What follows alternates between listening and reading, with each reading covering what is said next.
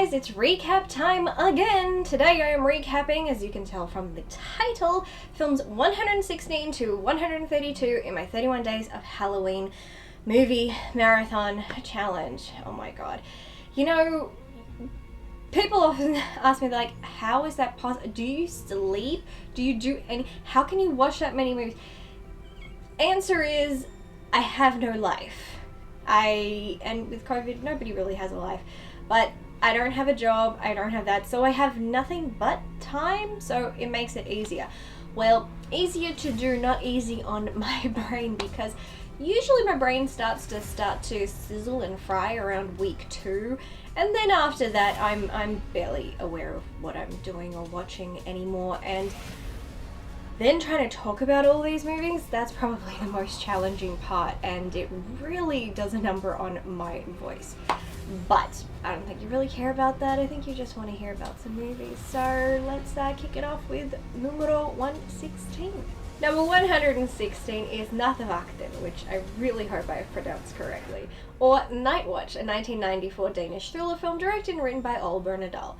It follows Martin, who gets a student job as a night watchman at the Forensic Medicine Institute. There are some great performances. Nikolaj Coster-Waldau does great at selling how the stress of his character and fear is getting worse as the film progresses, and Kim Bodnia, as unlikable as his character Jens is, he sells it as a very unstable person who makes you wonder why his friends stick around. It's an interesting film, and it's suspenseful in how it plays out, and I like how subtle the clues about the killer are, but they are very present. But this film really drags everything out to an almost boring degree. We don't witness a crime or anything dangerous take place until an hour and 16 minutes into the film. That's a lot of time of just watching Martin work or his mate being a jerk, and that was getting tiresome.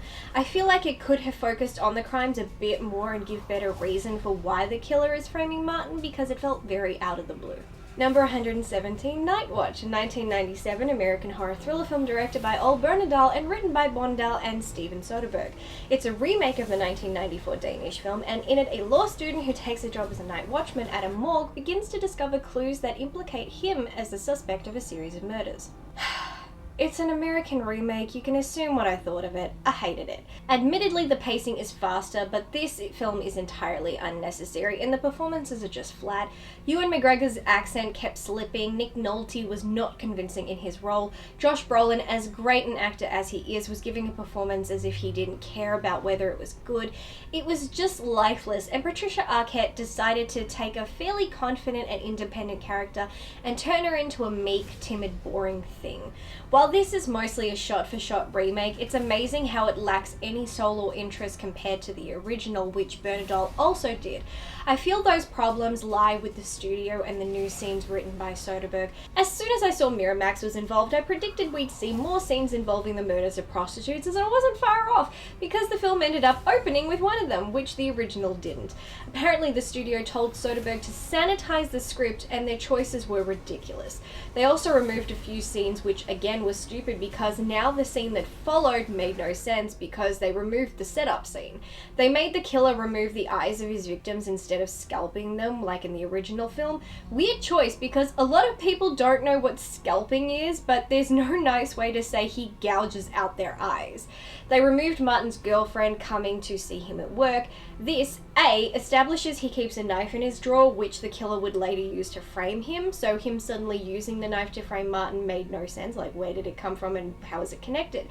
B, they removed the sex scene in the morgue but kept the sperm. Let me explain.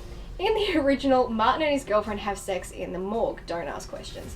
Later, one of the corpses is violated, but the forensics team finds sperm droplets in the spot Martin had sex, very clearly his. He denies knowing anything about it, but is asked to give a sample, which the killer uses to frame him. In this version, there is no sex scene, but the forensics team still find sperm on the other side of the room, which prompts them to ask for a sample from him, which the killer uses to frame him. In the final confrontation, the killer attacks Catherine, but in the original, he attacks her after she revealed the killer made a mistake by writing the wrong name when framing Martin. In this version, he attacks her, but she doesn't reveal that he made a mistake, so he kind of attacks her without prompt. Then they keep the scene where he is about to hack at their scalps with a surgical buzzsaw, which made sense in the first film since he likes to scalp his victims, but hang on, you changed it in this film to eye gouging, so why does he now suddenly want to hack off them with a buzzsaw? This is what I mean, making small changes, whether for sanitation reasons or whatever, but not bothering to see if those scenes had a purpose and then messing up the story because of it. Overall, this was just a bastard remake of the original, like so many other American remakes. I did like that they changed the ending though. Number 118, The Nightmare Before Christmas, also known as Tim Burton's The Nightmare Before Christmas, a 1993 American stop-motion animated musical dark fantasy Halloween Christmas film directed by Henry Selick from a screenplay by Caroline Thompson, based on story and characters by Tim Burton. It tells the story of Jack Skellington, the king of Halloween Town, who stumbles through the portal to Christmas Town and decides to celebrate the holiday. Still a classic and perfect for the Halloween season, with phenomenal music by Danny Elfman. I don't know anyone who doesn't at least know one song from this movie. No matter how many years go by, this movie still captures myself and others and will continue to do so for years to come. It's perfect for Halloween and Christmas, and I love that it has a quality about it that still captivates even children today. The film is timeless. Number 119, Nightbreed, a 1990 American dark fantasy horror film written and directed by Clive Barker, based on his 1988 novella, Cable. A troubled young man is drawn to a mythical place called Midian, where a variety of friendly monsters are hiding from humanity. Meanwhile, a sadistic serial killer is looking for a patsy. As bizarre and almost nonsensical as this film is, it's actually a lot of fun, and because it's fun, I enjoyed it a lot. But don't get me wrong, there were a lot of things I hated, but the fun parts made them easier to live with. The film feels like a far more adult version of Little Monsters, a world of monsters hiding below in the dark. The monsters even kind of looked alike, only these had abilities mostly. I think Aaron is a great lead, and I also enjoy his girlfriend Laurie. I think Midian is a fascinating place with rules and a god, and love to have seen a sequel going more into that. What I hated was the serial killer and, well, every other human in this thing. We have a serial killer who is a family annihilator, but completely changes his modus operandi in a drastic way which makes no sense. He never saw Midian, he never saw the creatures living below, so I don't know why he instantly believed they existed and wanted to wipe them all out, especially because it completely changes his psychopathy. To make matters worse, everyone is a complete moron who listens to him. He says his patient is a killer when it's him. He has no proof, but they believe him. He yells the guy has a gun, so they open fire. I mean, dozens of cops open fire for no reason. You wouldn't take some random guy's word, especially when it's a SWAT of cops watching him with their lights pointed directly at him and he's got two hands in full view. So this was stupid. Everyone watched him die and saw his corpse be taken to the morgue, yet when the shrink says, he's alive, I saw him, the cop doesn't even question, maybe this dude is nuts, why is everyone listening to this asshole? There's no logic to it. The small town cops are all sociopaths who love beating up inmates for no reason and go around shooting innocent people for fun, and all decided to summon the entire town to murder everyone in Midian for sport. A, they don't know Midian exists. B, they have no proof. C, they don't believe monsters exist, yet they all want to go and see it. What? They found one normal looking guy in the cemetery and just started attacking him and beating him up and then killed him with no provocation or reason. He didn't look like a monster. Really, this is just depicting regular cops in America. Oops. Ooh, I went there.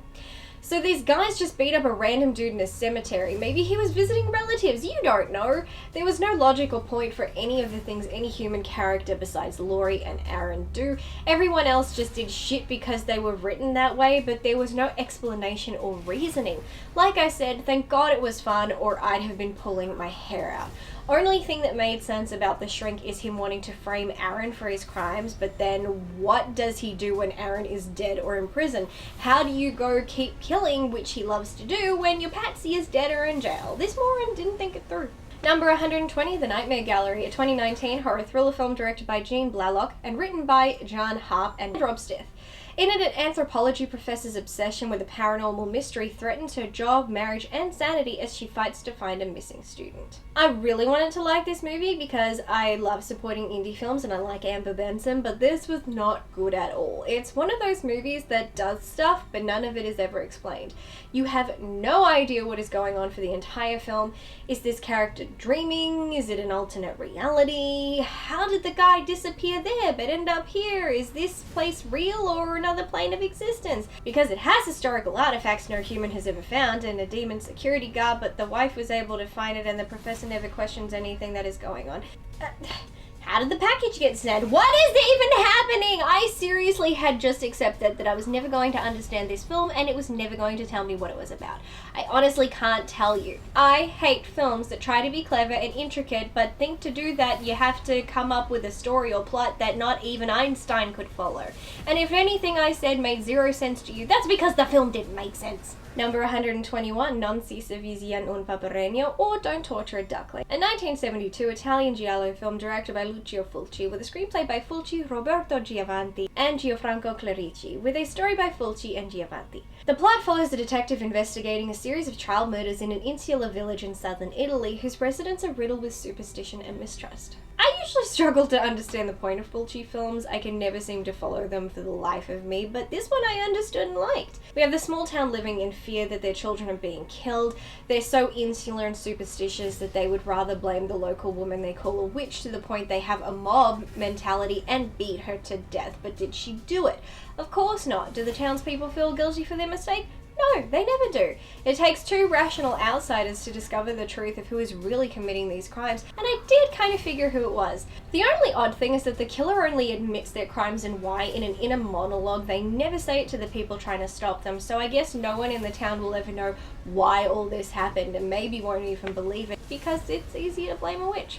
Good film, but like many films I watched lately, it really drags out its story. Number 122, Nosferatu the Vampire, a 1979 horror film written and directed by Werner Herzog.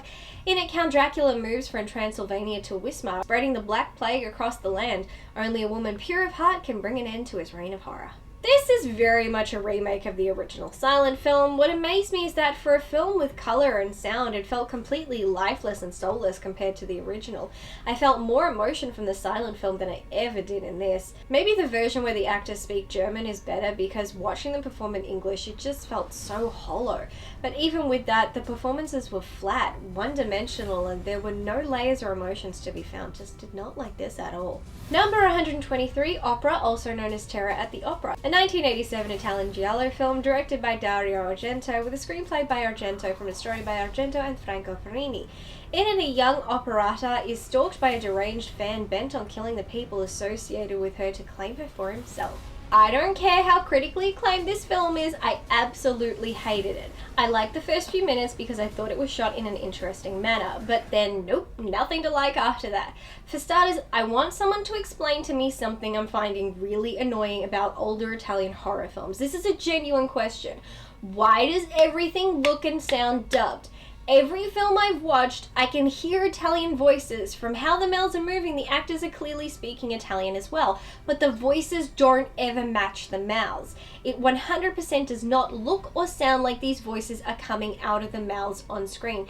In this case, even more confused. Everyone is speaking English, but it doesn't seem like it's their voice at all. This was William McNamara's big debut, and I had such a crush on him in Copycat, and you can analyze that later. And I know his voice, even when doing an accent, and the voice coming out of his mouth was not his voice. They are all speaking English, but the voices aren't theirs. I tried several different copies and they were all the same. So please, someone explain to me why every Italian film I have watched lately, made prior to 1995, is like this, because it is so goddamn annoying and really makes me disengage from the films. But on to why I hate this film. We have our lead Betty, who was more scared of her first big performance than of a serial killer. She reports the crime, but not that she was a victim or watched it happen, and after each crime she's perfectly calm and relaxed. She seems pretty unfazed and only bothered when it's actually happening. She gets pins taped to her eyes, but the way they are placed, it's very possible to blink or keep your eyes shut without them hurting you. Actually, all she had to do was close her eyes and she'd be fine, and she could have, because the pins would have passed her lashes and nothing more. But they painted blood and made it look like she got hurt in a panic to not blink. Fair, except this happens to her twice, and both times afterwards her eyes look perfectly fine and look like nothing happened. I mean, was she injured or not? The killer cuts open a ribcage with a pair of scissors, which would not work. You need heavy-duty tools to cut open a ribcage. His motives make no sense. When they reveal who it is, they immediately do this auto-tune to his voice so he sounds more menacing, but what ends up happening is I can't make out a single thing he's saying over Betty's screams because of his auto-tune voice. Some crap about her mother and how she was a slut because she wouldn't let him touch her. His obsession with her makes no sense, especially since it was Betty's first first big performance. Nothing he does makes any sense, not even why he makes her watch him kill people. There's just no logical reason given to his actions. Okay, he's obsessed with her, but why? If he's known her all these years, why is this only happening now? And the dude looks around her age, so how the hell did he kill her mother when she was just a child? He's not that much older than her, so how the fuck does that work? Because in the flashback, she's being murdered by an adult. And who the hell watches someone get butchered, nearly dies themselves, and then goes home and listens to Madame Butterfly to relax? Seriously? I'm sorry, but the events made no sense, and all the characters were incredibly stupid with no logical reason of any of their actions, especially not Betty. She had a freaking fit over having to replace the star of the show, but watch your lover get murdered and nah, it's all good. I also felt the two endings weren't necessary, and they shouldn't have had the scene in the countryside. It was just pointless. Number 124, Orca, also known as Orca the Killer Whale, a 1977 American thriller film directed by Michael Anderson and written by Luciano Vincenzoni and Sergio Donati. Based on Arthur Herzog's novel of the same name, it follows a male orca whale tracking down and getting revenge on a boat captain for killing the whale's pregnant mate and their unborn calf. This is a very underappreciated film. This film made me very emotional, and I'd say depicts orcas more accurately than Jaws depicted sharks. Only thing not accurate was that orcas are not monogamous at all. They'll mate with orcas from another pod, but they always return to their own pod.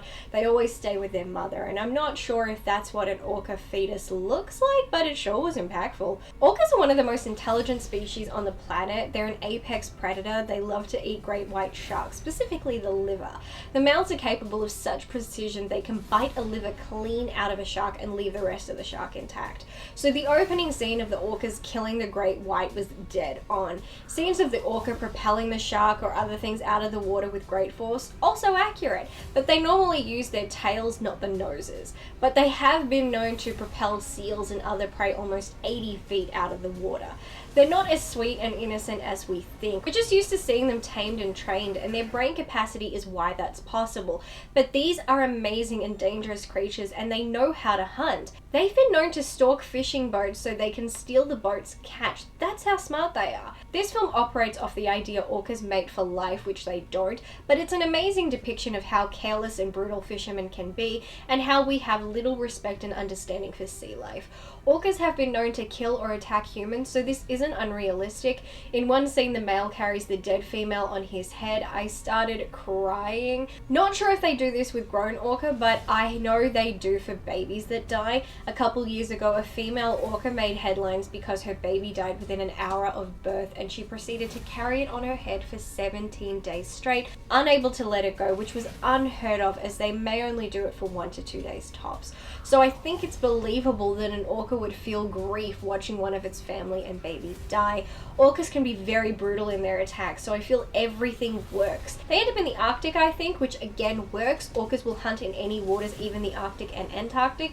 There's a Native American character talking about how vengeful orcas are, and while many Native American legends point them as great and good beings like in Free Willy, there is one legend about an orca who kills for revenge, so I don't think this film is entirely off the mark. It shows the realities of hunting these beautiful creatures and not understanding them. It shows how smart and powerful these animals are and how little we understand them, and even if mildly unrealistic, at least the character of the orca feels like a genuine character with motivations and feelings and desires, and is confronting a real enemy, and there's a legit confrontation at the end. Whereas in Jaws, as amazing as that film is, there was no reason or purpose to anything the shark did, and most people in the field will tell you sharks don't do most of what that shark was doing. So yeah, very unappreciated for sure. Number 125, The Other, a 1972 American psychological thriller film directed by Robert Mulligan and written by Thomas Tyron, based on his 1971 novel of the same name. In it, a series of gruesome accidents plagues a small American farming community in the summer of 1935, encircling two identical twin brothers and their family. The film has a very dark and depressing ending. Do not watch if you like when things work out, because that's not what this is. But even with that, I was just very bored by this film.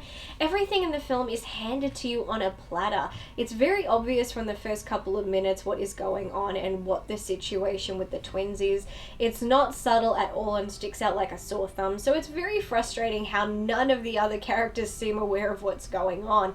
I don't feel the accidents that occur are that major. Sure, people die, but the how seems very who cares, especially since most are off screen. I think the astral projection storyline is very interesting. I'm not sure how well it fits into the story, but it's different at least. Mostly this film just moves very slowly, and it doesn't need to when you already know instantly what's going on and why. Number 126, Pari, translated to Fairy, is a 2018 Indian Hindi language supernatural horror film directed by Prasit Roy in his directorial debut and written by Roy and Abhishek Banerjee. In it, a man attempts to help a woman named Roxana, an abuse victim who is found chained up in a hut. I love watching foreign horror films and how they depict the culture and religious beliefs of that country. In this film, it's actually focusing on the people in India who practice the Islamic faith, so there is the mention of jinn and a very different interpretation of a fairy, and specifically it talks about a demon named Ifrit, which is indeed a demon in Islamic mythology, so there's some accuracy to that. There is in fact, outside of the supernatural, a real story with themes, or I feel. I think this film addresses the way women and pregnant women are treated in many of these cultures.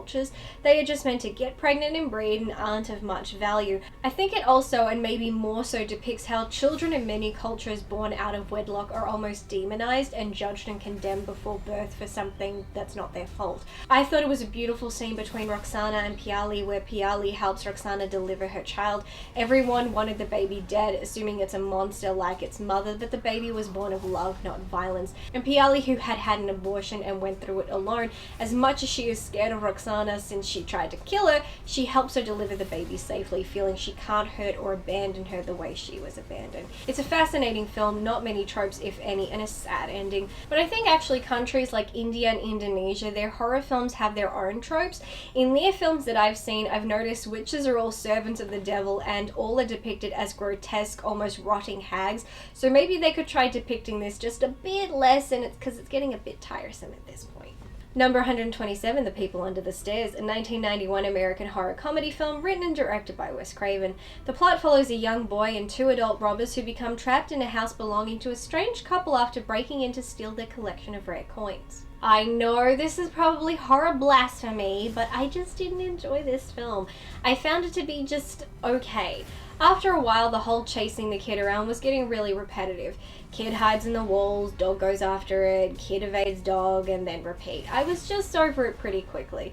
It actually reminded me a fair bit of Nothing But Trouble, which was released earlier that year. A family with a strange macabre house with traps and secret passages who kidnap, torture, and kill people, and they have a lot in common, but Nothing But Trouble aimed to be more comical and ridiculous, which I enjoyed. Number 128, Pieces, also known as Mil Gritos Tiene la Noche, or The Night Has 1,000 Screams, a 1982 slasher film directed by Juan Pecir with a screenplay by Dick Randall and Roberto Loyola. The plot follows an unknown assailant killing female students at a college campus in Boston who uses their body parts to make a human jigsaw puzzle. I thought this was rather fun, though I was very disappointed that I watched a dub version. I loathe dubbing of any kind, if you haven't noticed, because it throws me off. The opening scene is great, and I think the kid has solid motives, so you don't really hold his actions against him. Moving on to the rest of the film, I think the kills are pretty cool. I think most of them are actually hilarious. Dude gets in a small elevator with a chainsaw behind his back, and this woman doesn't even notice. It was priceless. I think we understand his motives just fine. He's crazy, hates women thanks to his mother, and is obsessed with puzzles, so he's making a human jigsaw puzzle. The only thing this film was missing was the trigger. What event in the current time set him off and made him start killing? We never got that answer, and we have another random ending, much like Macabre, where a corpse suddenly becomes animated and attacks someone for no logical reason, but overall, it's a fun film. Number 129, Possum, a 2018 British psychological horror film written and directed by Matthew Holness in his feature film debut. The film centers on a disgraced children's puppeteer who returns to his childhood home and is forced to confront the childhood abuse and trauma that he suffered. I will be the first to admit this film is very creepy, especially that damn puppet. Oh. The design is one of the most disturbing things I've seen, and the way the film uses it is enough to give you nightmares. However, I was so sure this was an A24 film due to the fact that everything is a metaphor for something else. There's little to no dialogue, and I spent an entire film having no real understanding of what was going on or why. I was so confused, and I get bored when I'm confused. The relationship between the lead and his uncle I understood, but everything else didn't make a lick of sense to me. I really have no idea what I watched, but I will put it on the record that Matthew Holness did a terrific job in his debut, and my inability to understand the film is not a negative reflection on his talent. Number 130, The Postcard Killings, a 2020 British-American mystery crime drama film directed by Danis Tanovich with a screenplay by Tove Alsterdal, Ellen Brown-Furman, Lisa Markland, Andrew Stern, and Tena Stifovich, based on the 2010 novel The Postcard Killers by James Patterson and Liza Markland. In it, a New York detective investigates the death of his daughter, who was murdered while on her honeymoon in London. He recruits the help of a Scandinavian journalist when other couples throughout Europe suffer a similar fate. This was the first decent and interesting serial killer thriller I have seen in a while. These days I watch a film about a serial killer and it's all about how many they can kill. They don't go below the surface on the killer's psychopathy, and they don't even focus much on the investigation. This film really focuses on a series of crimes with strong points and messages, and whoever is behind it has a very clear reason for doing what they're doing. We get to learn about them, their backstory, and what made them this way, and we're given a focus point thanks to Jeffrey Dean Morgan, our central character. We follow him, a New York police detective whose daughter and husband are victims of this serial killer. He is traveling all over Europe and trying to work with each city's police task force to catch the person responsible for killing his daughter. We see his emotional investment and the times when he breaks down from his grief, and then the times he distracts himself from it by focusing on his abilities as a detective to solve crimes. You get invested in the characters and stories. The killer's psychopathy is fascinating. There are layers and twists at every turn, and I was hooked the whole time, absolutely engrossed from start to finish. Number 131, The Poughkeepsie Tapes, a 2007 American mockumentary exploitation film directed by John Eric Dodell with a screenplay by Dodell from a story by Dodell and Drew Dodell. How many times can I say Dodell? The film is about the murder of a serial killer in Poughkeepsie, New York, told through interviews and footage from a cache of the killer's snuff films. The total opposite of the previous film. Now, while the approach and mockumentary style was very well executed, and I love the style of this film, there was so much I found fault with. The only performances I enjoyed were the victims. I felt they really sold the fear and terror they were going through. I'm sure many are like me and have seen a plethora of crime documentaries and crime series and investigations, so we know how lawyers, law enforcement people, profilers, and witnesses sound and act during interviews. This wasn't that. Medical examiner was laughing and making jokes and being a smartass, the SWAT leader was gloating and acting like a big tough guy, and the investigators were talking in a manner that definitely felt like a script. Commonly, mockumentaries and certain found footage films will cast actors who aren't well known so they can better sell the illusion this is all real, but I recognized a few actors, so I instantly wasn't buying that any of this was real, and I especially wasn't buying the killer. For a guy who has recorded hundreds of videos of his crimes, there should be something in there that explains who he is and why he does what he does, but there's nothing. No motive, no personal compulsion or ritual. They say he's this amazing criminal because you can't profile him because he constantly changes victims and locations and changes his killing style to throw off the police, and maybe that all sounds cool, but psychologically none of his actions make sense, not even from the mind of a serial killer. He rapes children and adults, that's not very common. He kills women of all ages and kills men too. He changes methods and victim types, and he wears a costume, again for reasons never explained. There's nothing about him that makes psychological sense. For the record, I did take psychology, so I do have a little bit of an idea of what I'm saying here. They just made him the ultimate hyper-intelligent killer. They basically wrote a real-life serial killer who acts like a slasher movie killer. You've combined real life with fictional psychopathy, and it doesn't work. I wasn't believing the killer was someone who exists, and I wasn't believing any of these professionals because most acted so unprofessional. It's a great concept and idea, no doubt, but so much was overlooked in its eagerness to be outrageous and stand out. And number 132, The Prowler, aka Rosemary's Killer and the Pitchfork of Death, a 1981 American slasher film directed by Joseph Zito with a screenplay by Neil Barbara and Glenn Leopold. The film follows a group of college students stalked and murdered during their graduation party by someone wearing a GI uniform. I, like most people, will praise this film for its use of special effects. When it comes to kills, Tom Savini did a great job, I can't deny that, but that's where the compliments end. This film has no story whatsoever. First of all, it's very easy to guess who did it. It's the one person who makes a big show about leaving town and isn't seen for the duration of the film. That's the oldest trope there is. The film opens with a guy pissed that his girlfriend dumped him while he was serving, so he kills her and a new boyfriend. Or so we can assume. Okay, that makes sense. But then 40 years later, he starts going around killing people again because there's a dance for the first time in decades? What? Your first kill made sense. It was vengeance. Everything else is pointless. He killed the first chick at a dance because that was purely where she happened to be, so killing all these other people at the dance is irrelevant. I don't even understand why he wears a military uniform but then goes around killing with a pitchfork. We come to the end of the film and the killer is revealed. It's no shock who it is, but then just like that, he's dead.